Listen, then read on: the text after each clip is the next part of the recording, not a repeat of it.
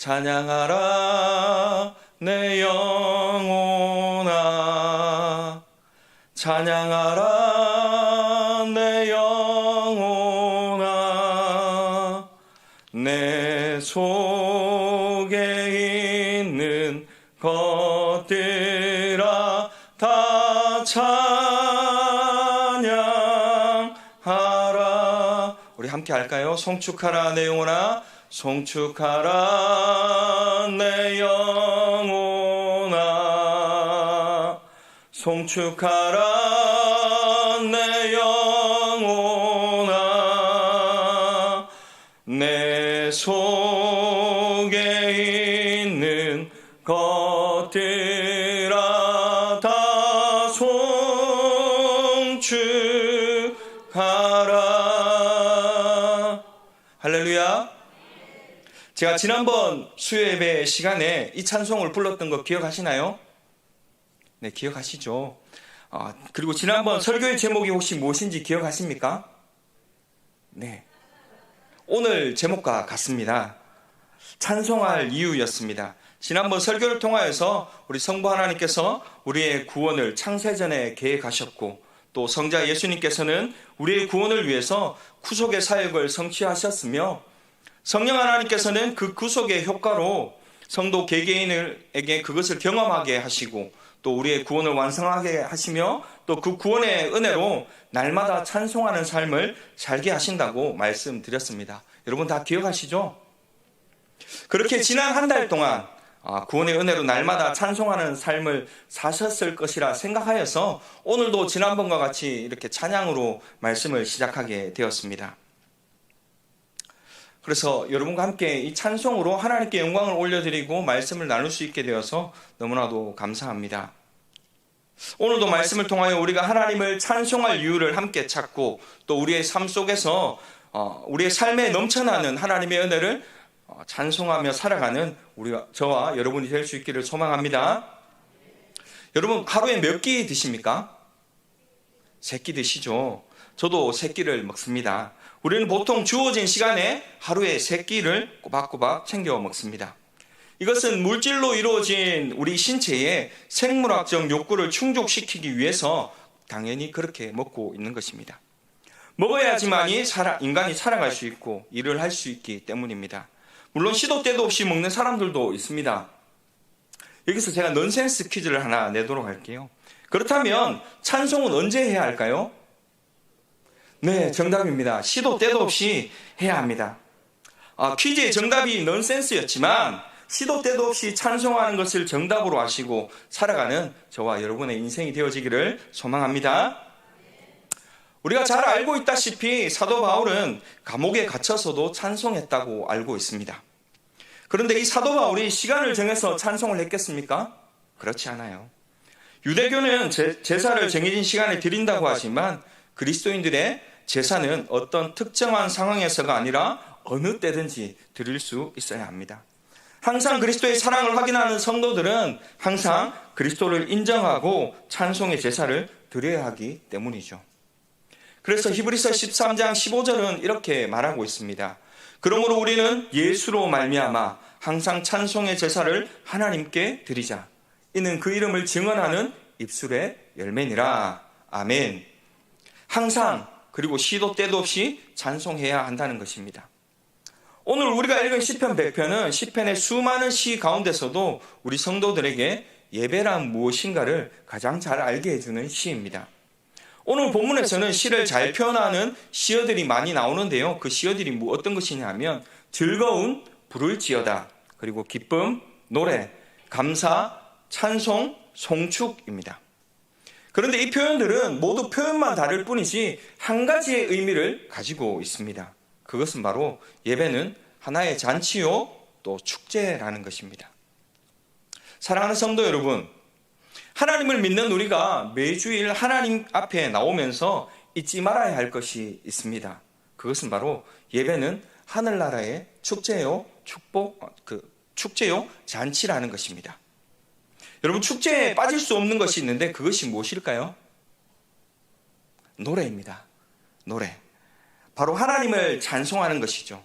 여러분 영화를 보아도 잔치가 시작될 때 어떻게 외칩니까? 풍악을 울려라 하지 않습니까? 영화를 안 보셨나요? 영화나 드라마나 뭐 사극이나 이런 데 보시면 잔치를 베풀 때에 어떻게 이야기합니까? 풍화를 올려라 하면서 이렇게 악기를 연주하고 노래를 연주하지 않습니까? 이와 마찬가지로 잔치에서도 필요한 것이 있다면 노래요, 우리 예배에서 필요한 것이 있다면 찬송이라는 것입니다. 그렇습니다. 성도에게 있어서 예배는 잔치이고 축제입니다.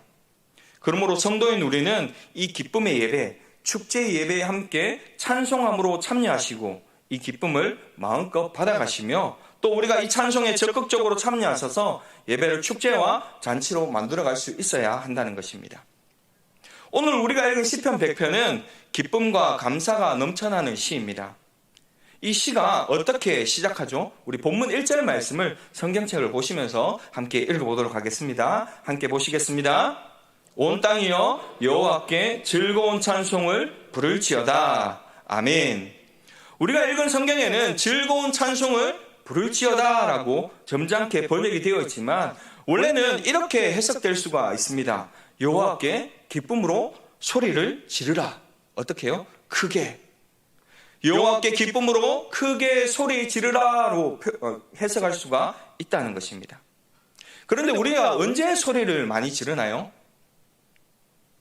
어떤 때에 소리를 지르나요? 싸움할 때요. 네, 싸움할 때도 이기기 위해서는 큰 소리를 내야 하기 때문에 소리를 지릅니다. 그리고 집에서 이제 우리 아이들이 말을 듣지 않으면 부모님이 어떻게 하죠? 소리를 지르면서 잔소리를 하지 않습니까? 여러 가지 상황들이 있을 수 있겠지만 화가 나서 짜증이 나서일 수도 있겠지만 오늘 본문은 어떤 때 큰 소리를 지르라고 이야기합니까? 기쁠 때에 기쁨으로 크게 소리를 지르라라고 이야기를 하고 있습니다.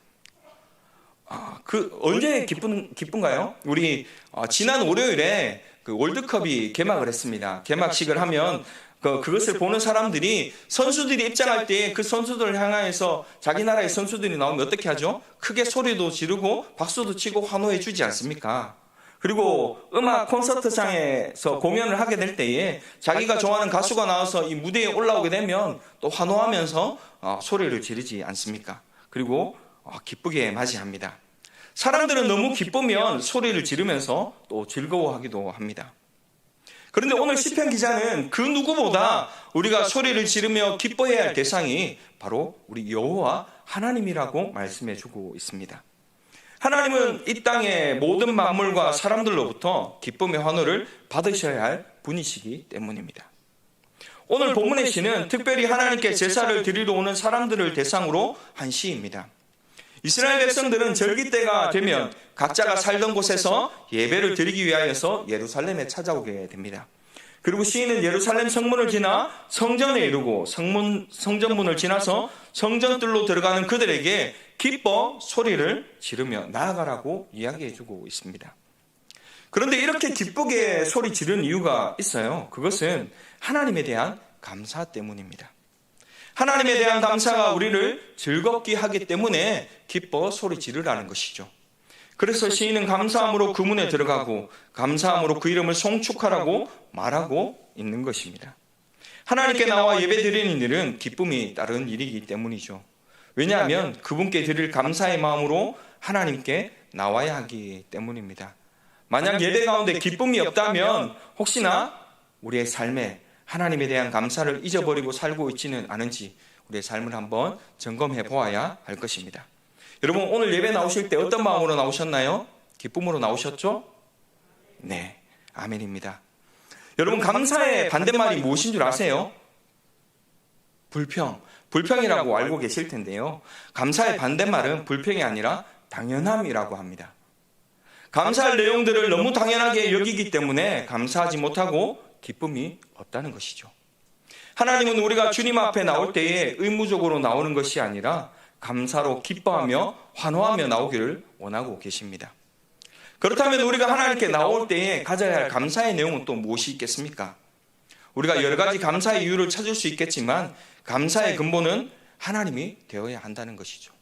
우리 찬양도 있지 않습니까? 날 구원하신 주 감사.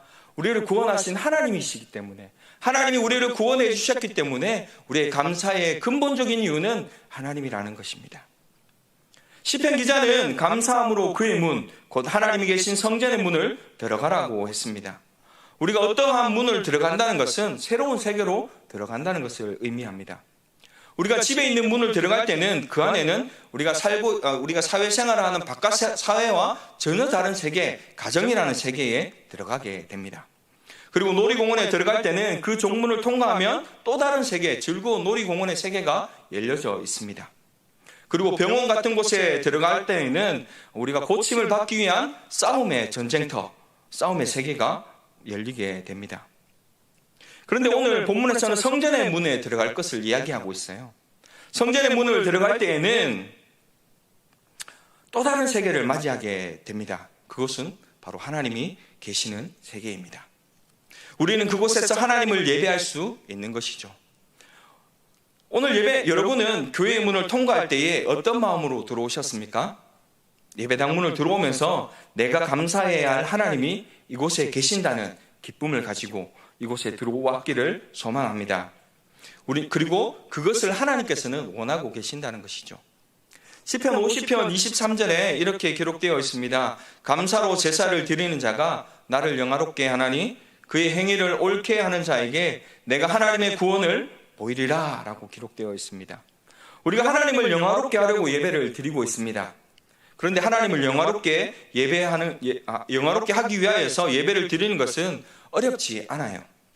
하나님께 감사함으로 예배 드릴 때에 하나님을 영화롭게 할 수 있는 것이기 때문입니다. 그리고 그 예배를 하나님께서 기쁘게 받아주시는 것이죠. 우리가 하나님에 대한 감사의 마음으로 예배로 나올 때에 하나님에 대한 감사가 우리의 기쁨의 찬양이 되고 기도가 되어서 하나님을 영화롭게 하는 줄로 믿습니다. 여러분, 감사한 마음으로 기쁨으로 하나님 앞에 나와 예배드리는 이 시간이기를 소망합니다. 자, 그렇다면 저와 여러분이 하나님께 나아갈 때에 가져야 할 감사와 찬송의 내용은 무엇이 있을까요? 우리 본문 3절 말씀을 함께 읽어보도록 하겠습니다. 3절 말씀 읽습니다. 여호와가 우리 하나님이신 줄 너희는 알지어다. 그는 우리를 지으신 이요 우리는 그의 것이니 그의 백성이요 그의 기르시는 양이로다. 아멘. 본문 3절에서는 하나님에 대하여서 알라라고 이야기하고 있습니다. 하나님에 대해서 제대로 알 때에 감사와 찬송이 나올 수 있게 되는 것이기 때문입니다. 하나님이 우리를 창조하신 창조주이십니다. 믿으십니까? 그리고 우리의 섬김을 받기 합당한 분이십니다. 아멘입니까? 그것을 알기에 이스라엘 백성들은 하나님이 자신을 만드신 것을 감사하며 찬송하고 있는 것이죠. 방금 읽은 본문 3절은 히브리 원문 성경에서 이렇게 해석하면 좋을 것 같습니다. 하나님은 우리를 만드신 분이시지 우리 자신이 아닙니다.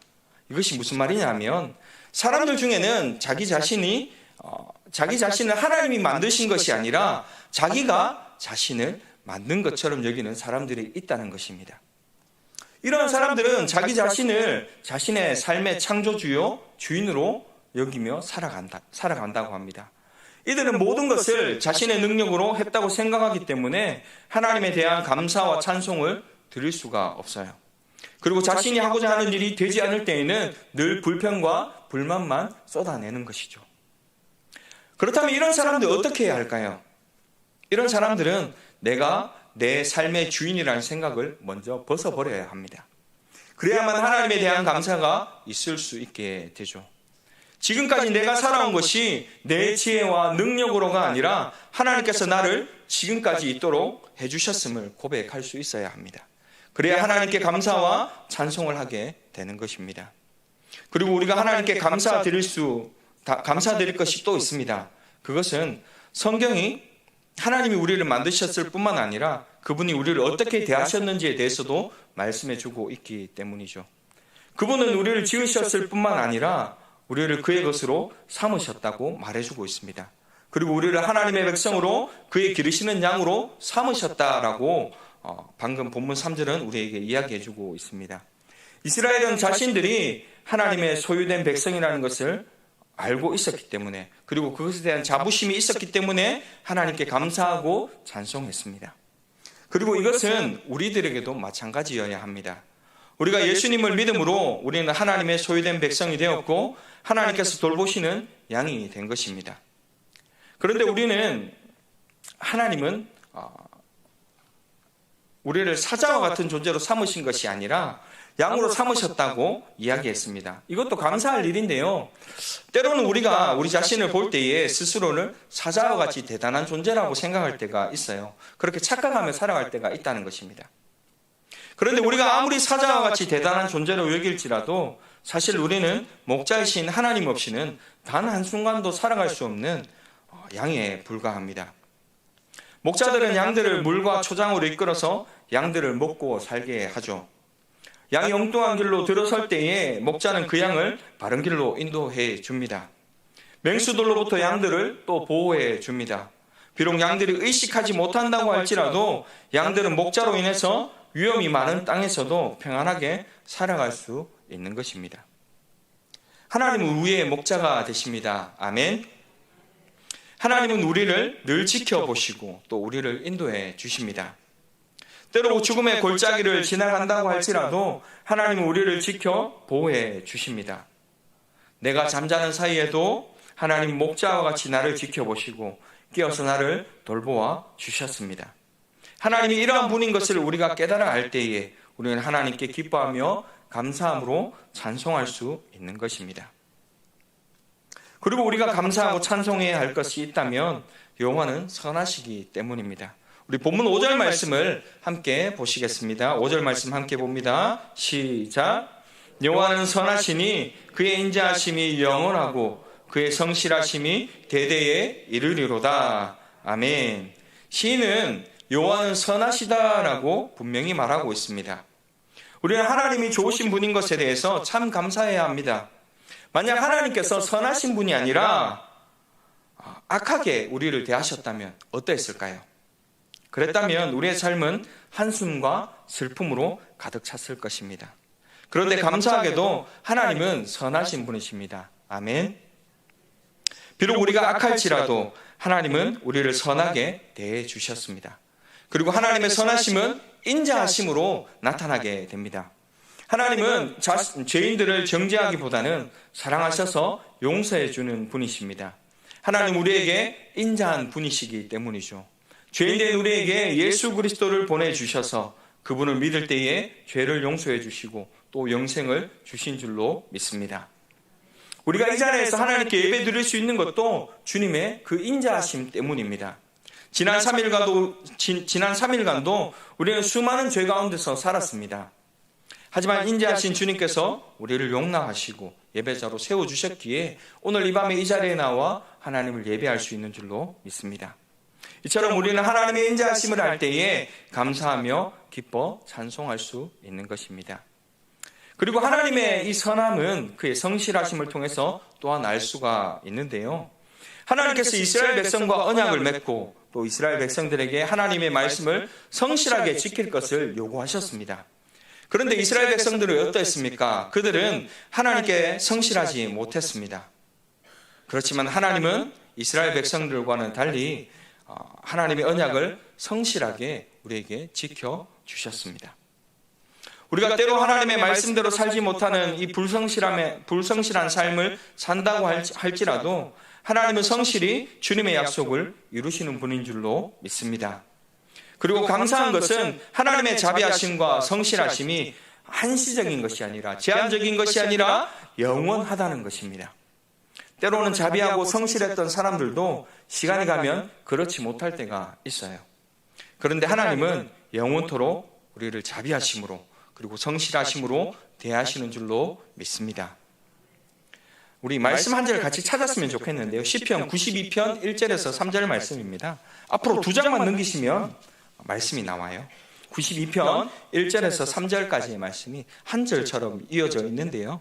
함께 말씀을 보도록 하겠습니다. 지존자여 시편금과 비파와 수금으로 여호와께 감사하며 주의 이름을 찬양하고 아침마다 주의 인자하심을 알리며 밤마다 주의 성실하심을 베품이 좋으나이다. 아멘. 그렇습니다. 하나님의 선하심을 알면 하나님께 감사할 수 있고 아침부터 밤까지 하나님을 기뻐하며 찬송하는 삶을 살아갈 수 있는 것입니다. 이제 말씀을 맺고자 합니다. 오늘 시편 기자는 말합니다. 온 땅이여 여호와께 즐거이 소리 지를지어다. 시인은 사람뿐만 아니라 온 우주 만물을 향하여서 하나님을 기뻐하며 소리 지르라고 말하고 있습니다. 온 만물을 창조주 하나님께 감사하며 하나님을 찬양하는 피조물의 삶을 살아가고 있습니다. 또한 우리도 하나님께 감사하며 기뻐 소리 지를 존재로 창조되었습니다. 그리고 하나님께 나아가는 이 예배가 하나님을 향한 감사로 가장 기뻐 찬송해야 할 순간인 것입니다. 우리가 감사함으로 하나님께 예배드리는 것만으로도 우리는 하나님을 영화롭게 할 수가 있는 것입니다. 우리가 하나님을 예배드리러 예배당 문을 들어올 때마다 하나님이 우리를 지으시고 양과 같이 어리석고 연약한 우리를 돌봐주심을 감사하며 들어올 수 있기를 바랍니다. 우리가 하나님께 찬송할 때마다 죄인된 우리에게 인자를 베푸시며 불성실한 우리를 성실하게 대해주시는 하나님을 감사하며 노래할 수 있기를 소망합니다. 우리 모두가 하나님을 더 잘 알아감으로 하나님의 선하심을 깨닫고 하나님을 향하여 소리 지르는 기쁨과 감사 찬송이 넘치는 삶을 살아가시는 저와 오늘 이 자리에 함께한 우리 사랑하는 경산교회 모든 성도님들의 삶이 되시기를 예수님의 이름으로 축복하고 소망합니다.